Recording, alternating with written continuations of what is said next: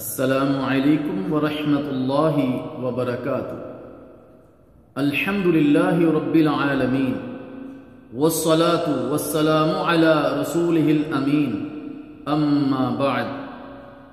محترم سامعین کرام، محرم الحرام کے مہینہ میں 9 اور 10 تاریخ کا روزہ رکھنا کیسا ہے؟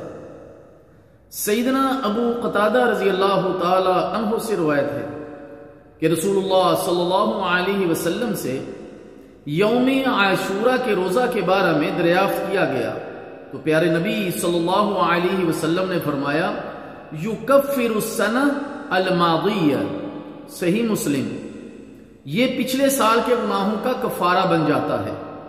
سیدنا عبداللہ بن عباس رضی اللہ تعالی عنہ سے روایت ہے جب نبی مکرم صلی اللہ علیہ وسلم مدینہ منورہ تشریف لائے تو دیکھا کہ یہودی یوم عاشورہ کا روزہ رکھتے ہیں۔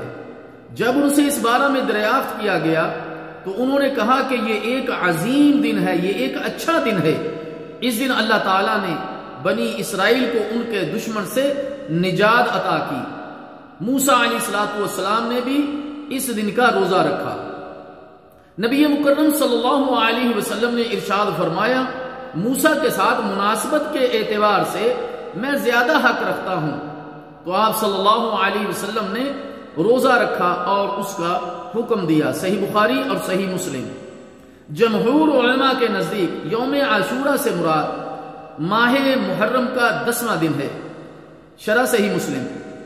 اسی طرح سیدنا ابی ہریرہ رضی اللہ تعالی عنہ سے روایت ہے کہ رسول اللہ صلی اللہ علیہ وسلم نے فرمایا رمضان المبارک کے بعد افضل روزہ اللہ کے مہینے محرم کا ہے، صحیح مسلم۔ شروع اسلام میں ماہ محرم یعنی یوم عاشورہ کا روزہ فرضیت کا درجہ رکھتا تھا، لیکن جب رمضان مبارک کے روزے فرض ہوئے تو یوم عاشورہ کی فرضیت جو ہے وہ ختم ہو گئی، لیکن اس کی فضیلت جو ہے وہ برقرار ہے۔ اب یہودیوں کی مخالفت کیسے؟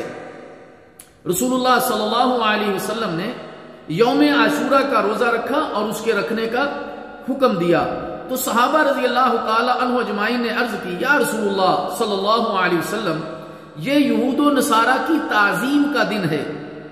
تو پیارے نبی صلی اللہ علیہ وسلم نے ارشاد فرمایا فَإِذَا كَانَ الْعَامُ الْمُقْبِلِ انشاءاللہ سمنا اليوم التاسع، صحیح مسلم۔